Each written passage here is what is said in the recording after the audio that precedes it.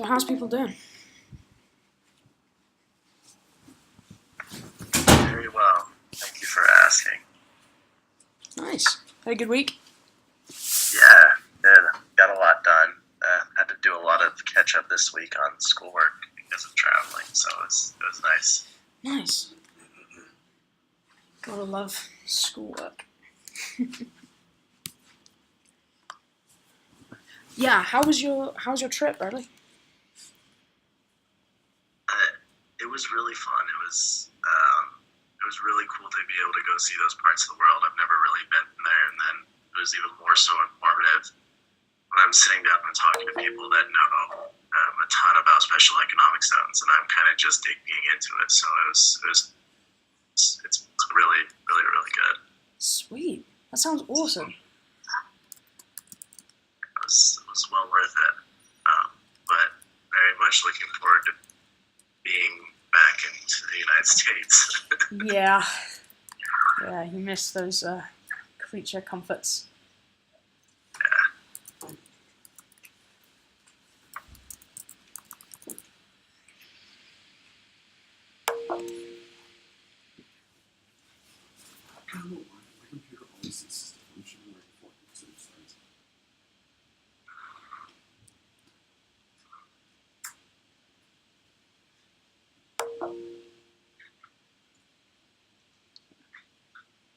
Give everyone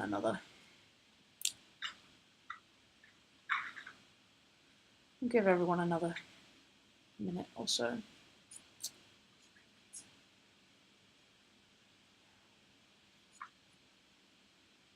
Am I still muted? No, I'm not. Maybe? I don't know. Still muted. No, I'm not muted, right? People can hear me? Sweet. Cool. So, let's, slowly get started. We'll do a bit of admin first. So that's always what is happening. Can other people hear that? Yes, definitely. Okay. I have no idea what that means, but okay. Cool. We'll just let that do whatever that's doing. Yeah, so some admin stuff first, then. Congratulations, everybody, on your articles. They are so cool. I was reading through them all properly over the weekend, and they're all great. Like, it's so great to see what everybody's doing, what everybody's thinking. It was pretty mind-blowing for Ali and I. Because, you guys did spectacularly well. It was incredibly impressive. Yeah, so Ali can't make it today. She has a midterm exam, so you just get me. I apologize.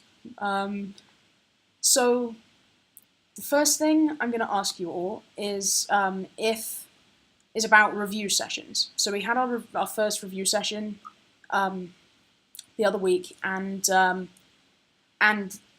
looking past the tech issues, I thought it worked okay. I think it went pretty well. But the big question that we have is, should we run the review sessions a whole week before articles are due, or is that 2 days a good amount of time? I thought that the 1 week was pretty helpful. Sorry, I thought that the 2 days was helpful. I think I would probably put off doing edits if you had a whole week for it. Yeah. That was my thinking. Does anybody disagree with that, or are we into having the session just before the deadline? Can we get some thumbs ups / downs for 2 days before the deadline? Thumbs up. I mean, I like it both ways, but I think if I had more time, because Jared's input was significant on my project actually. If I had more time, I would have been able to meet once and get the general idea of what I was, doing hashed out with everyone, and then meet again and refine it. Would have been nice. But I can go either way. Cool. So an alternative idea that we had was to get people who had first drafts a week before to send them to other people who had first drafts, and do non-in-person edits, like just on the Google Doc, and then meet the 2 days before and do a proper review meeting then. Do we think that makes sense? Okay, cool. We'll start doing that. That seems like a good shout.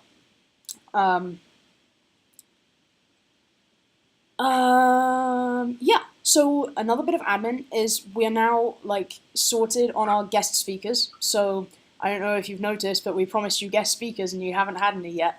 So that's because it was more difficult than we anticipated to organise them. But now we have 4 instead of the 3 that we said we were going to have. So, you know, you win some, you lose some. So those 4 people are going to be this guy called Alex, who is a senior software engineer at Alt School, and he'll be on the 8th of March. And then we're having Stephen Coslin, who's the founding dean of Minerva Schools, on the 22nd of March. So that'll be super cool. He spoke last semester and it was awesome. And then we have a guy called Raheem, who is the Senior Program Officer of Post-Secondary Success at the Bill and Melinda Gates Foundation. So that's pretty awesome. And we also have David Su, who is the Senior Policy Advisor at the US Department of Education on the 19th of April. And he also spoke last semester, and he was awesome. So yeah, so we're pretty pleased with that lineup. We think those are going to be cool. So I'm just going to like briefly go over how guest speaker sessions are going to work. So it's not, the first one isn't next week, it's the week after. So essentially we're going to give you a few readings of like the person's biography and their kind of main body of work, like a summary of their work. And we want you to come to the session on time and prepared, because they're important people and we don't want to look like idiots. And with 3 to 5 like genuinely well thought out questions. Does that like make sense to everybody? Is everybody happy with that? Yeah, sweet. So today, welcome to today. We are going to talk about this beautifully succinct title from Adaptive, Gamified, and Skills-Based Learning. And in the true spirit of talking about pedagogy, we are going to run a Socratic sprint. It's going to be awesome. Has anybody participated in like a Socratic seminar and wants to explain kind of what that means? I can if you would like. Yes, Socratic seminar is basically where all of the students are repeatedly asked questions until they construct the answer themselves. It's actually weirdly how a lot of my classes in high school were taught. Cool, awesome. The way that we're gonna run this is I'm gonna pose a discussion question, and then essentially I'm just not gonna talk, and you guys are gonna ask each other questions and fire each other up and have like a legit discussion. There's few enough of us today for everybody to unmute and just talk when you want to talk. So if you feel like you're interrupting, just like put your hand up in front of your face and then speak when the person is done. But essentially, I don't want to have to like call on people. I think it's a bit like, I don't know, I feel like too much of a teacher when I call on people to answer questions. So I don't want to be a teacher today. That's dumb. Yeah, so does that work for everybody? Is everybody happy with that? Essentially me shutting up for a while? I think that's a good thing. I think I should shut up.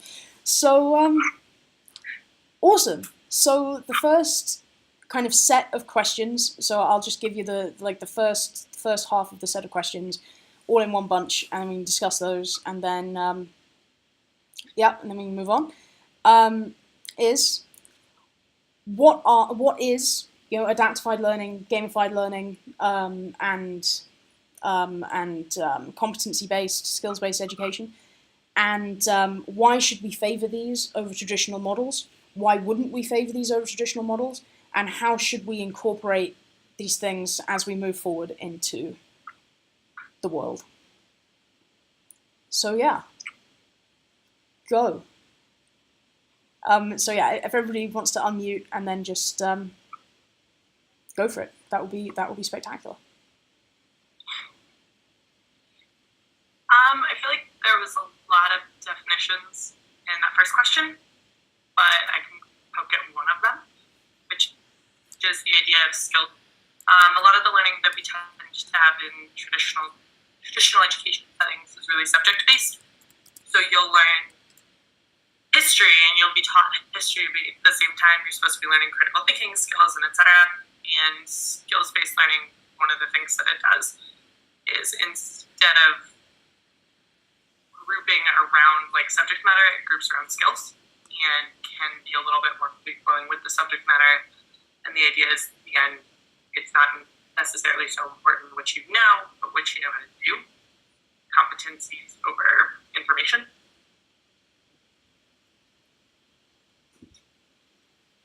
I can kind of cover my personal experience with an adaptive learning program. I'm not sure if I fully understand exactly what adaptive learning is, but throughout my experience, I was using this online services called Orion, and essentially what it had done is it made the homework so insanely difficult that it took me, like, I literally had to, throughout time, like, read the book, study significantly just to pass the homework, and it made the test like a breeze. Like, I was getting like 98% on every test.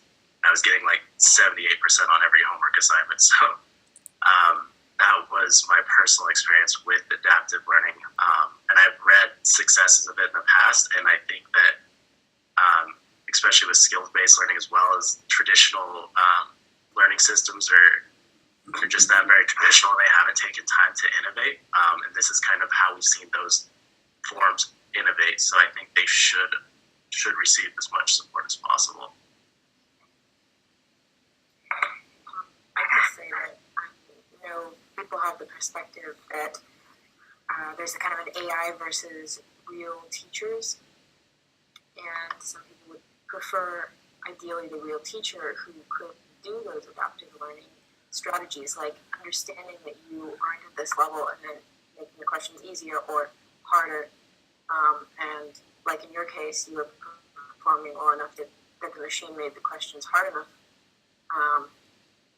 And I think it comes back to, like, if we don't have enough resources, we don't have enough teachers to be able to provide the ideal, then we have to start thinking about AI and computer-based adaptive learning, because it fills in where we can't do the ideal.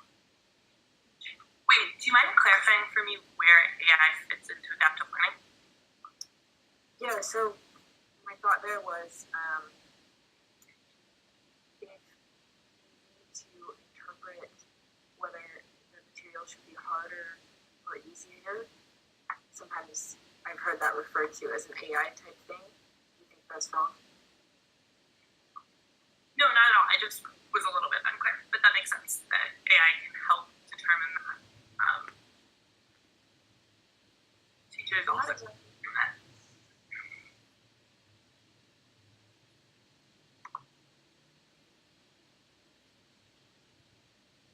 I think more so than I don't know. One of the things I tend to object to in discussions of this learning technique versus that learning technique in general.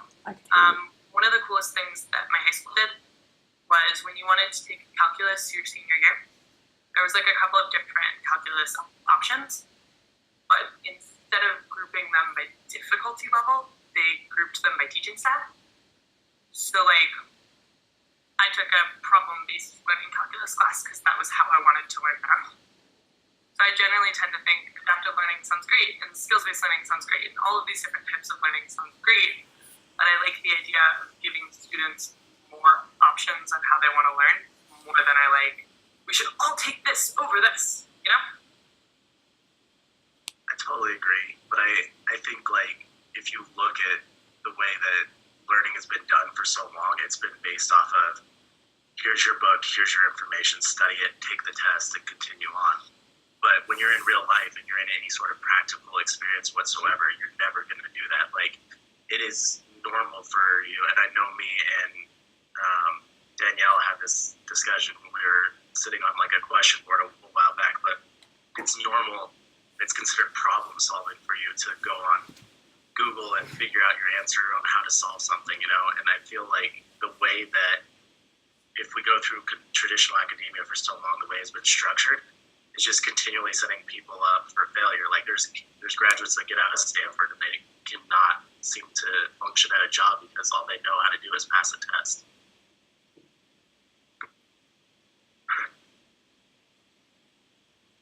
Yeah, I think that's because people have had a really hard time adapting to the fact that for so long schooling was about the transfer of information, and now I literally have all of the information that humans have ever come up with in the palm of my hand, accessible at all times.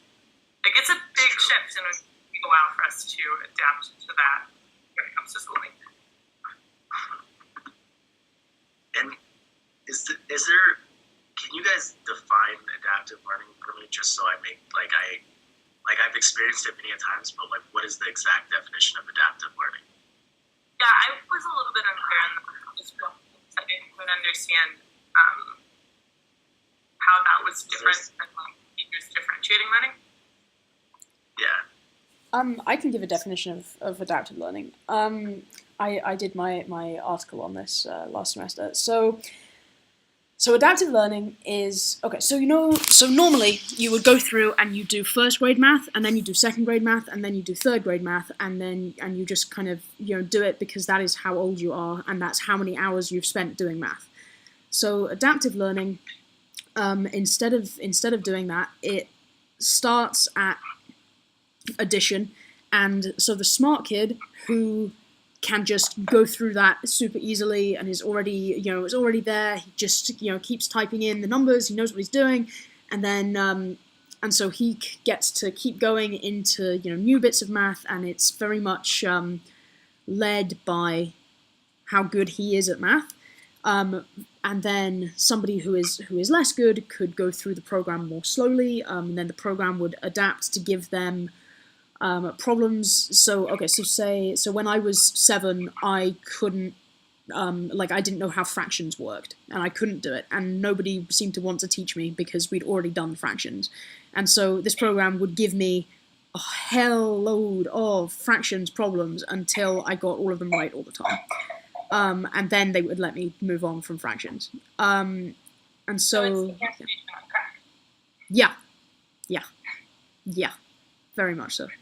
So yeah, it's pretty cool. I like adaptive learning, but yeah, I don't know. Some people disagree for some reasons. I would like to disagree. You're still muted. Mm-hmm. Yeah, sorry if I'm talking way too much, but that reminds me of a program that my brother did. That he has ADD and is dyslexic. So when he was a little kid, and he was like 6, when a lot of the basic foundational blocks for learning how to read were being put in place, he was dealing with how to adapt with his disabilities, and so he missed a ton of it. And then he did a program called Wilson Tutoring when he was in 6th grade that refreshed pretty much everything you learned in 1st grade, and it was really successful. So I think Matt, you guys want to try Mara to was going talk? to try and talk. See if we can come through. yeah, Mara, I can't hear you if you're trying to talk, and Matt, I can't really either. No? Matt is still muted. Hello? Well, Matt can come talk through my computer because he's sitting 3 feet away from me. So,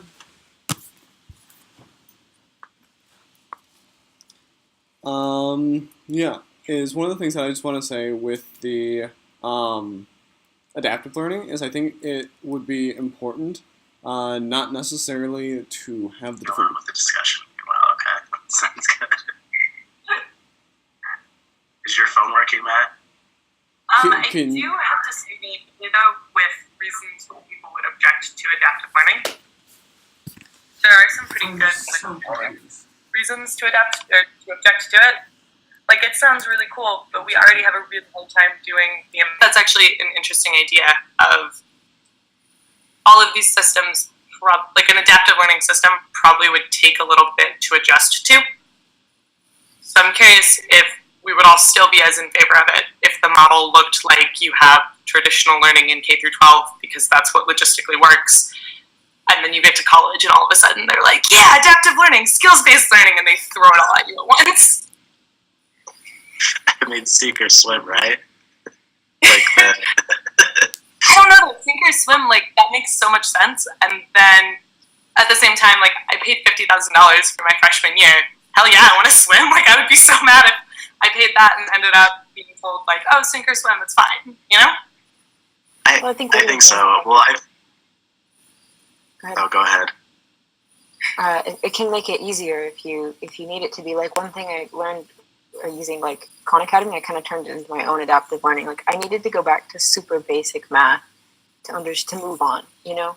And so like I was able to go way back, and that's what some of this could do. So you think it would actually help with the transition between high school and college? Definitely, because it could do some of the remedial that we can't necessarily, or we don't want to like afford adding extra classes where you have to take more, you know, basic English and whatever. We could get rid of those if we could put something online, perhaps. True, and then we all wouldn't have to take college writing classes. Thank well, God. I'm talking about remedial. No, sorry, I'm trying to make a joke. I don't know if your school had the same thing, but my school had like a completely required college writing class for everyone that like everyone was just like, okay, I can construct a sentence, but they had to have it to make sure that everybody can. Oh yeah, we had like Really? I mean, I don't really remember much of my high school. I like dropped out and joined the military, so I like was not very active in high school. But yeah, college writing is my weakest point right now, and that's something that I really have to grind on.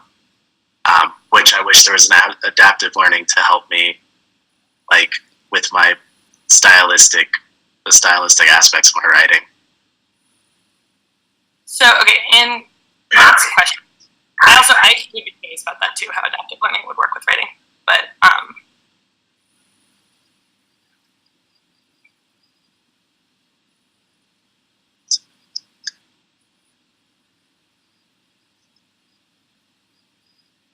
Matt, I'm a little bit confused what competitive-based learning is. What is the name? Mara, that's Mara, not Matt. Oh, I'm so sorry. Mara, I'm a little bit confused what competitive-based learning is. That might be gamification.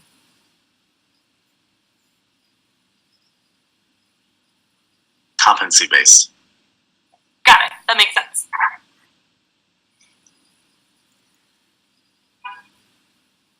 Yeah, I think it totally is. Yeah, I think so.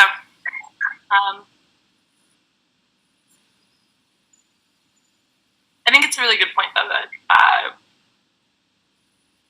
all of these different alternative learning styles, you can group them under one umbrella pretty easily. Okay, do you want to try speaking? Very much so. I mean, I would like to. Danielle, you said you're working on something involving AI and learning, didn't you, a while back? No, I'm not working on anything with AI. I'm working on an ed tech thing, but it's really basic. It's just like videos with subtitles and quizzes. Oh, okay.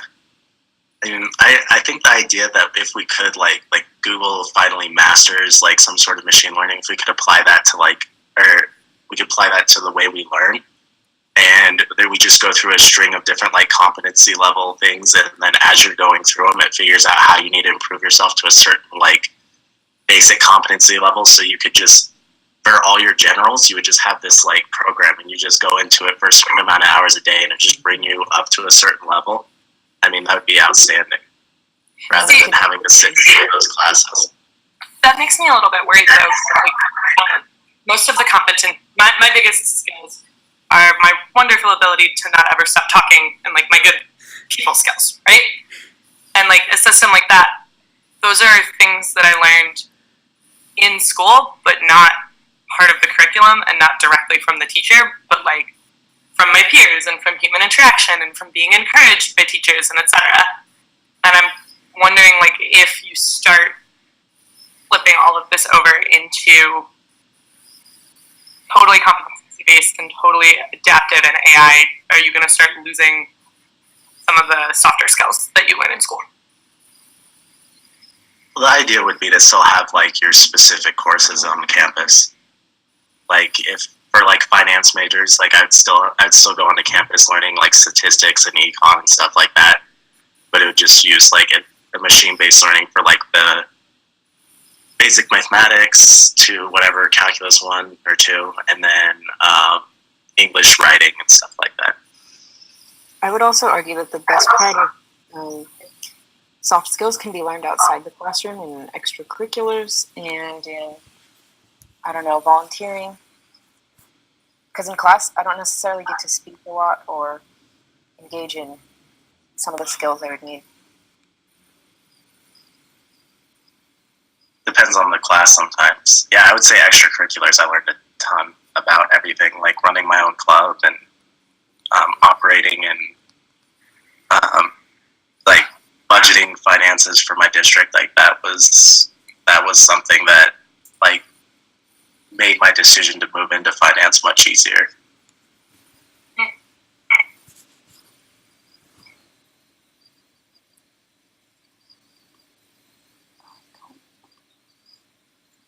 So it sort of sounds like we all think that this is a really good supplement to the current higher ed experience, but wouldn't necessarily ever replace the higher ed experience. I think so. I think it could in a sense in some aspects. I think some people that, want to do all their education via online, I think having adaptive learning for distance ed is awesome. I think you're right when you said like the individuals that on campus that want to build those soft skills, they need like the in-person dialogue and creation of ideas and all those things around other people to generate that. Mara, I'm actually I'm pretty curious about this too. Do you think that, I know you said yes last week that you're from Romania and you're studying in the US, so you're studying in not your first language. Do you think that programs like this would help with that, or would it make it more difficult? Also, sorry, I know you're typing, so. Yeah, I also wonder if these programs will be particularly beneficial for people who, are of, lower socioeconomic status or like, minority students. I wonder if these would be even more helpful for them than it would be. I agree, Amanda. I'm a big fan of student feedback and understanding for pretty much everything.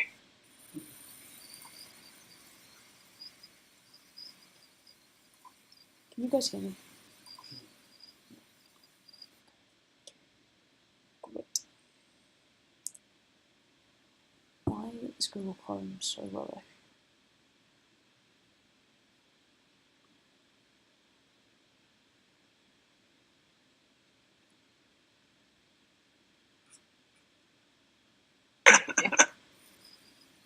That'd be interesting. Like learning how to interact with humans from a machine. Can you guys hear me?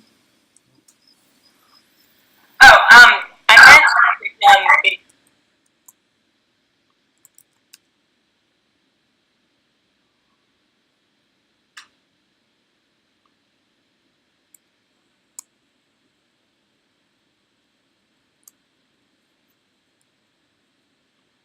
examples of it not.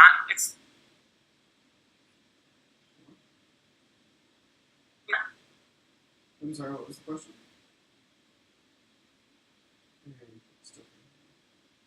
don't think I can hear you. So.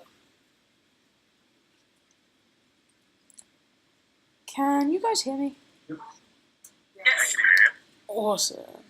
Cool. So, I missed the last 20 seconds because my computer is being a dick. But yeah, sorry. So I don't know what I was going to say. I was going to say something. I had a point to make, but anyway, I don't anymore. So Matt and Mara can't speak. So what can we repeat the question for Matt, and then he can come speak through my laptop.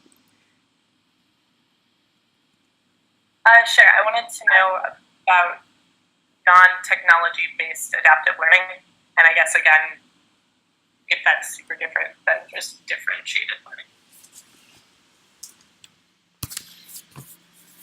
learning. Sure, Kate. I think along with the thinking about what adaptive learning could be outside of technology, it just seems like it wouldn't be that difficult to move individuals from session to session necessarily, or even to implement peer instruction. I know we've talked about that before, in making it adaptive, where potentially within a section, the students who understand the information better can help the students who don't.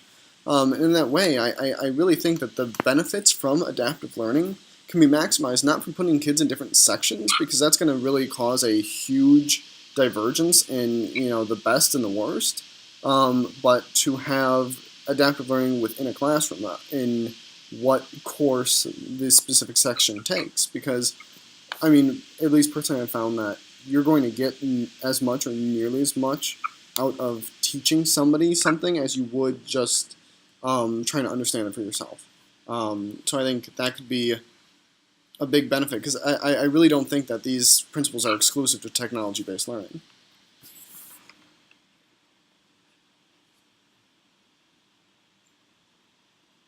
Two things. One, it just blew my mind that you guys are in the same location. And two, I actually think that's pretty funny that in a way what you just described kind of harkens back to the one-room schoolhouse, where you would have literally I'm sorry, I keep talking about K-12 examples, but you would literally have all of the students in one classroom, and the teacher, there would be too many students for the teachers, so there would be a lot of the older students helping the younger ones and learning through that.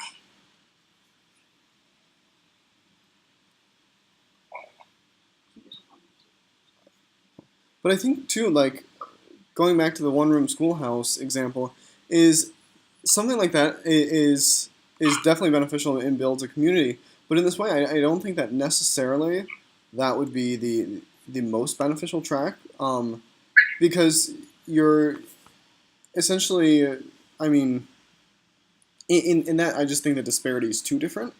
But in having people of the same peer group, of the roughly same academic standing, but just that one understands a concept and one doesn't, I think that is what takes down that divergence of education. And so you're not necessarily exposing yourself to individuals outside of your peer group in that way, but you're also helping those that don't necessarily understand. I can get behind that. I mean, I've had experiences where, when I went back to college, I had to start my math from math 4B on, from pretty much college algebra, basic college algebra on. But, at that time, I sat down with my friends who were going over calculus, and they could sit down and teach me calculus-level problems when I had the competency of, basic college algebra.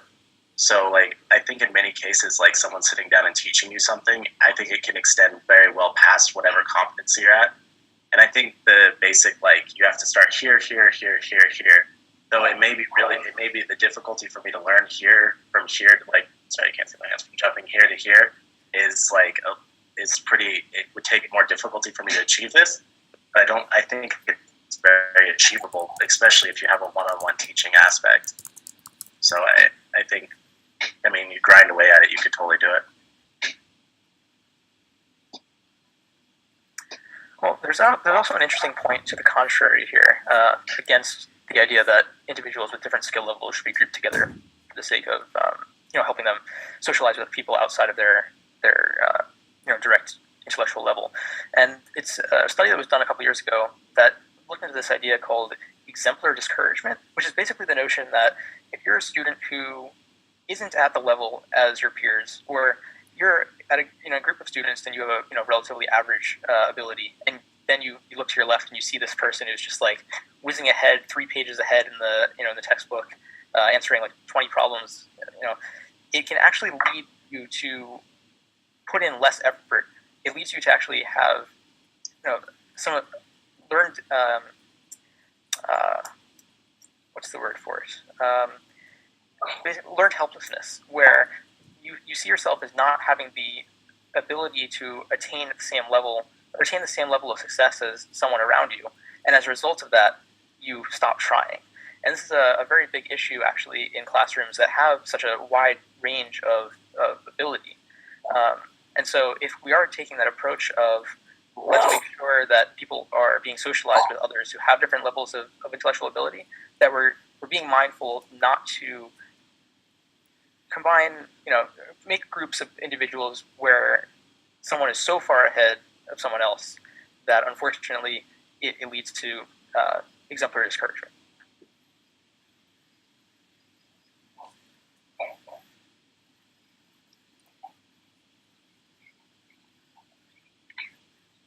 I agree. There's also on the opposite side where you have someone who's doing so well in that class and no one else seems to either be putting in the effort or they're just like not close to the skill level that you have. It can be really discouraging, or at least not encouraging to keep bumping yourself up. And then you also see behavioral problems come out of that, right? If an individual is surrounded by peers who aren't at the same intellectual ability, that there's a whole bunch of intellectual, capacity that's not being stimulated, and as a result, especially in K-12 or especially in early childhood, you see individuals with that sort of scenario and that sort of environment acting out in all sorts of different unproductive ways that lead to potentially falling behind over the long term, despite the fact that they have so much greater intellectual capacity at the beginning.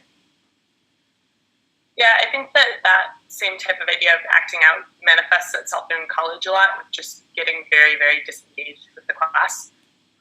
Like, I remember when Rosie was talking, when we were talking about online learning, she was remembering all of her lectures where it's like the professor just asks a question and there's silence, and everyone's been in a class like that, and it's awful.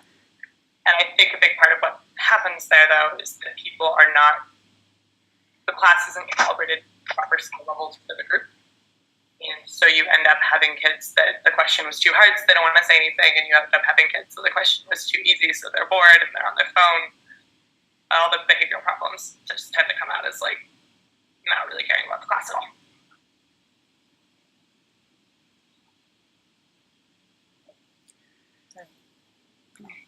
So I want to introduce our next big question, which is, what would change about the workforce or about education or about the individual attainment if we taught using these methods in higher ed or in K through 12? So yeah, big question. What would change about the world if we scrapped, or well, not scrapped, but at least incorporated these educational pedagogies into traditional higher and lower education? What would the world look like? Again, sorry if I'm talking too much, but I know I live in Washington, D.C., and it's a very, very competitive work environment. People here are like really into their jobs. And I think one of the big things that would come out of this is people would be more willing to admit they didn't understand something, because it comes up all the time in DC, where people will be like, I don't know, talking about the specifics of the healthcare law, and everyone's nodding like, oh yeah, I got that. And like, there's no way that all 10 people here completely understand all the specifics of this. But everyone's like so embarrassed to admit that they don't have that information, because we've tied being smart for so long with constantly having all the information.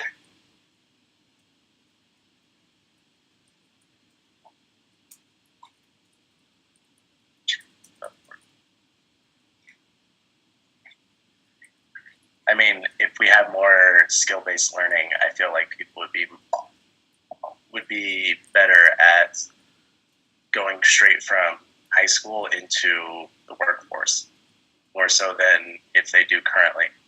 Because as it stands, K through 12 doesn't really prepare you to even step into a job whatsoever. It just is like, hey, you learned, basic algebra and English, and you learned where the states are, and this is like kind of the basic competency level, but it doesn't really prepare you to actually go in and be a contributing member of society. Really beyond that, I think shifting our entire education system to where we would focus on allowing individuals to be able to go into the workforce. Like, there's a lot of jobs. Like, honestly, I don't need to go to college for finance. I can do any finance job whatsoever without a college degree. But the way it's set now, I have to have a college degree. And as a lot of people see, like, accounting and finance is something that is a pretty reputable, well-paying job, but often it's just completely pointless for me to get a degree other than just to say, hey, I have a piece of paper that says I did this. But yeah, I think that if we did more adaptive learning, more skill-based learning, we could actually start shifting some of those and getting people into the careers earlier and, making them accomplish more things in their lifetime.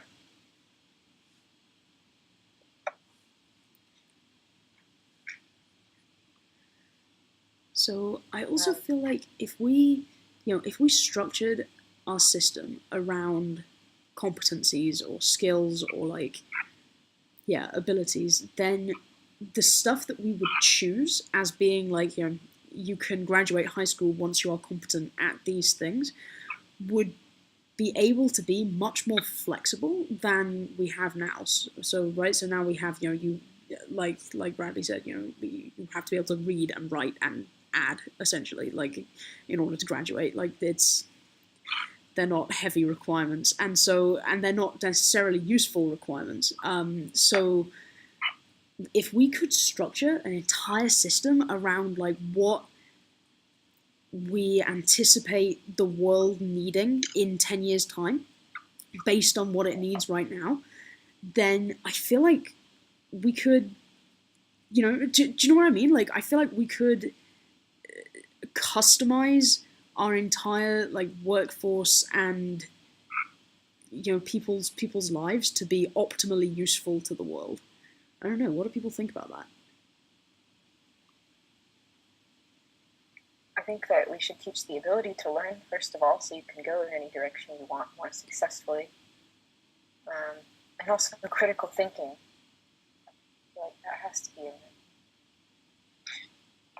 there. I would be somewhat curious when it comes to, okay, so if instead of instead of getting a diploma when I graduated, I was able to graduate once I got 10 out of 12 competencies, right? And I would have gotten the competencies by completing these courses that wouldn't let me complete them until I was competent, right? I would be really curious how that would change the relationship we have in the workforce right now to education versus experience. I'm on the job hunt right now, and I'm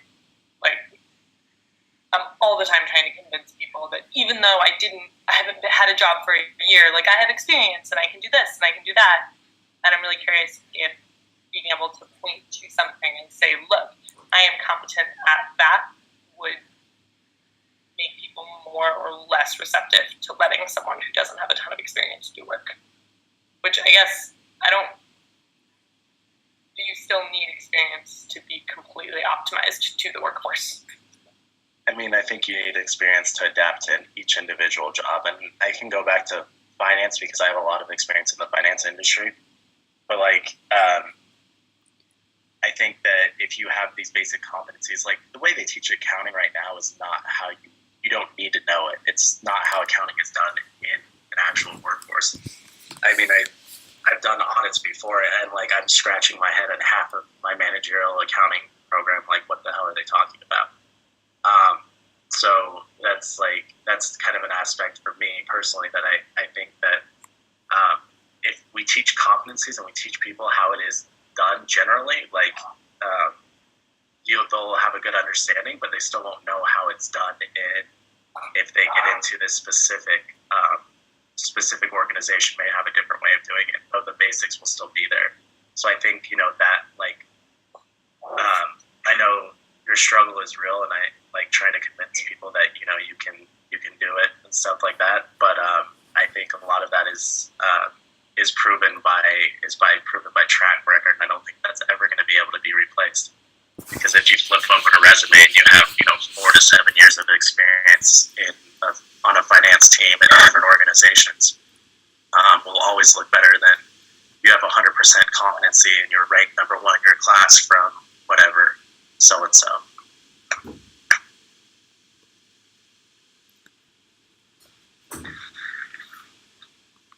I also wonder how it would change kind of lifelong learning, right? So if it wasn't, you take first grade, then second grade, then third grade until you're 18 and then you're allowed to leave. Like, I mean, so if, some people ended up finishing school at 15 or 16 and some people were staying until they were 20 and some people were, chose to do like higher education competency-based things and were in school until they were 50, like how would that change the way that the whole world works if you almost like structured being able to do anything outside of education by being skills-based rather than time-based? I don't necessarily know how much you could divorce the time-based aspect from it. Like, you are not legally allowed, at least in the U.S., to ask people how old they are when they're applying for a job. But I'm sure that there would still be recruiters and interviewers who would judge you a little bit at how well you could do a job if you were coming to them and saying, I'm 30 and I just got my undergraduate degree. Look at all my competencies. I've been in school since I was 5. Like, regardless, you theoretically would still know the same amount of things as an 18-year-old who did the same thing, but I think people would judge you for it. I definitely think so. I mean, you would probably almost be like just frowned upon as a human being. Just be like, oh, it took you that long to achieve this,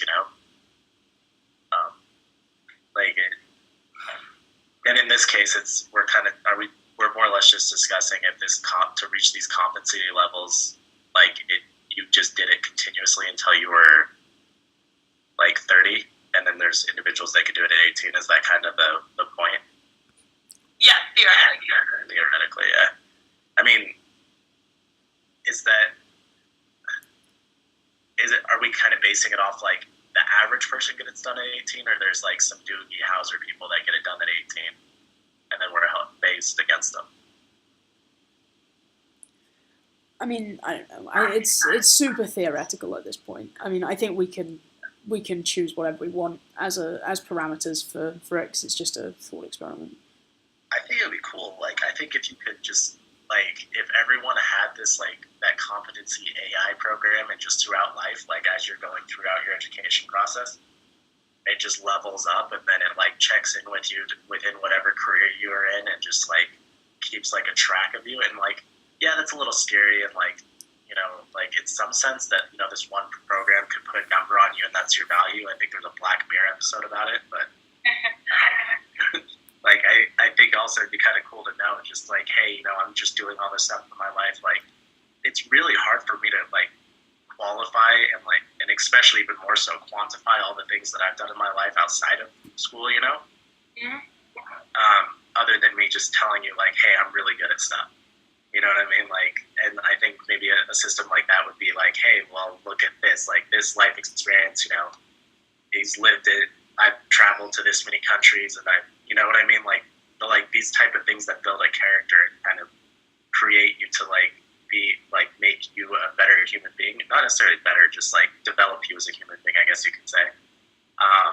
That would be cool if there was a way to just notate that more than just, me being like this and smiling. I do stuff good. Yeah, I agree with that. Rosie, to your point about how this affects lifelong learning, I also think the idea of having competency-based learning and learning that you're a little bit more used to self-directing it than necessarily having it just fed to you by a teacher would really help with how rapid technology is advancing. Because people who are roughly our parents' age, there's like a whole generation of people that in their lifetime, in their job, the internet came in and computers came in and completely changed the skills required for the career that they had chosen, like while they were in the middle of the career. And some of them were able to adapt well, and some of them weren't.